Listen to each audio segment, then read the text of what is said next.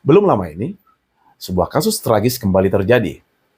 Seorang pemilik usaha rental mobil tewas tertembak oleh terduga pelaku yang merupakan anggota TNI. Sebelum kejadian, korban sempat meminta pendampingan kepada kepolisian setempat terkait dengan mobilnya yang diduga dibawa lari oleh pelaku bersenjata api. Pertanyaannya, apakah polisi dalam kasus ini diperbolehkan melakukan pendampingan semacam ini?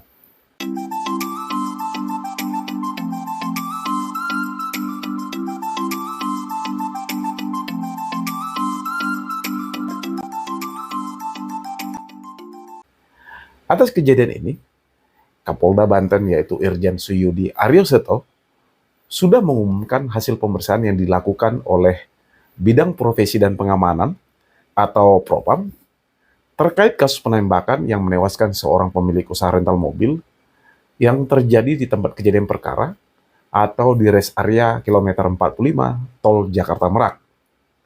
Dari hasil penyidikan, ditemukan adanya pelanggaran atas perilaku tidak profesional oleh oknum kepolisian yaitu Brigadir DA, seorang anggota Polsek Cinangka. Jadi di sini Brigadir DA selanjutnya dinyatakan lalai karena tidak menindaklanjuti laporan masyarakat terkait dengan adanya dugaan penggelapan mobil Honda Brio milik si korban. Jadi di sini Brigadir DA tidak mendampingi korban untuk mengamankan mobil yang dilaporkan hilang.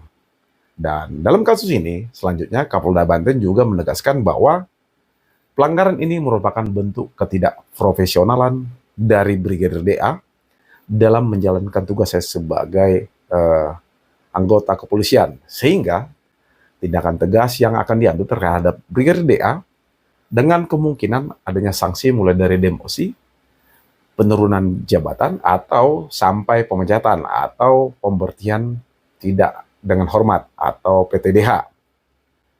Selain Brigadir DA, Kapolsek Cinangka yaitu AKP AIK juga akan dikenakan sanksi karena dianggap gagal untuk mengawasi dan mengendalikan anak buahnya.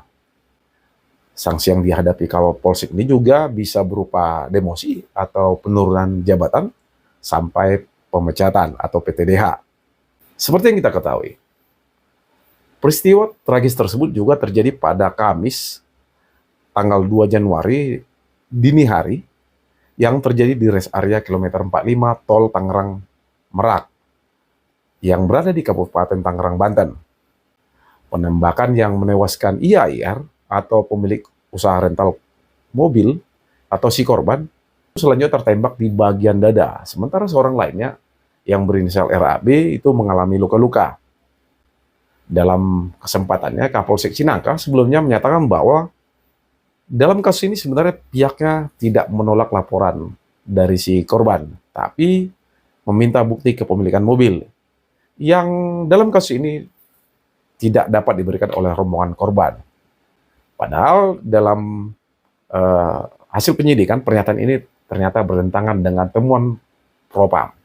Nah, atas kejadian ini selanjutnya polisi sudah berhasil menangkap AS dan seorang rekan berinisial I yang diduga sebagai pelaku penggelapan mobil di Pandeglang, Banten. Selain itu juga ada 3 anggota TNI yang terlibat dalam penembakan.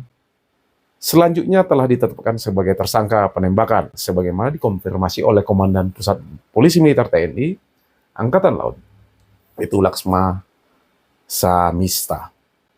Kasus ini menjadi pengingat bagi kita semua tentang pentingnya profesionalisme dan tanggung jawab dalam pelaksanaan tugas, terutama bagi anggota Kepolisian Republik Indonesia.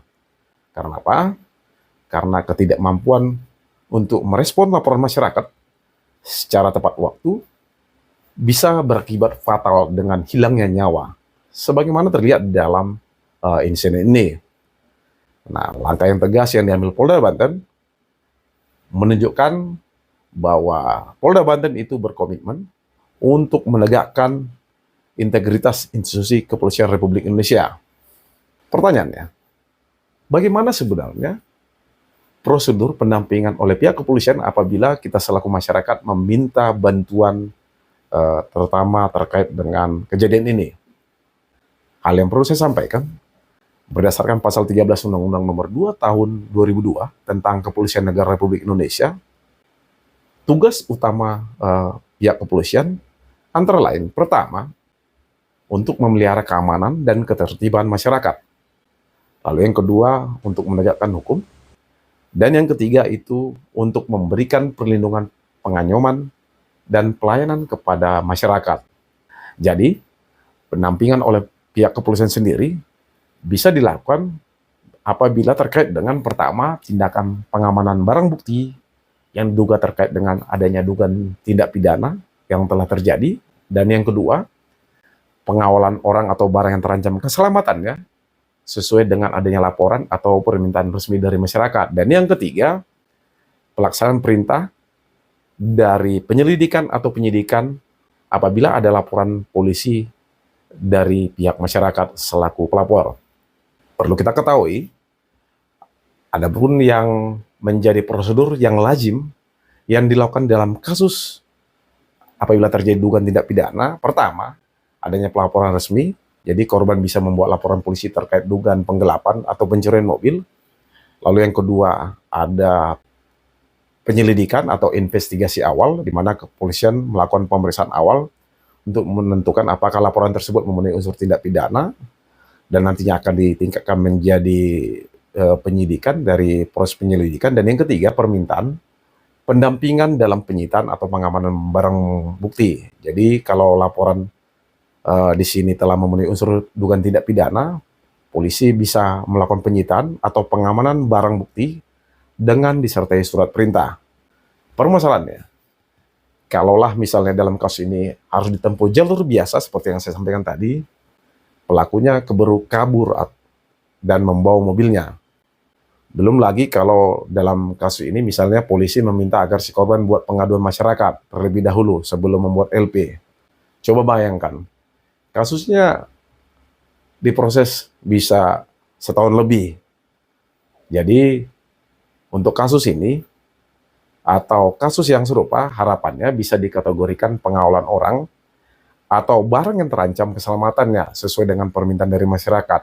Jadi bisa tanpa melalui prosedur yang lazim, karena hal ini menyangkut keselamatan seseorang atau warga negara yang seharusnya mendapatkan perlindungan hukum dari pihak aparat penegak hukum, dalam hal ini institusi Polri. Kesimpulannya, penting bagi kita selaku masyarakat untuk bisa memahami bahwa apabila kita selaku masyarakat atau korban menghadapi situasi serupa, maka langkah-langkah pertama yang perlu kita lakukan adalah segera untuk membuat laporan kepada pihak kepolisian dan selanjutnya meminta perlindungan serta tindakan yang sesuai dengan ketentuan hukum. Dan kepada pihak kepolisian, mohon agar setiap laporan masyarakat dapat ditindaklanjuti dengan baik dan tidak berlarut-larut. Jangan sampai kemudian tagar atau tagline "percuma lapor polisi" kembali mencuat, dan jelas hal ini dapat merusak martabat atau institusi Polri ke depannya. Salam dari saya.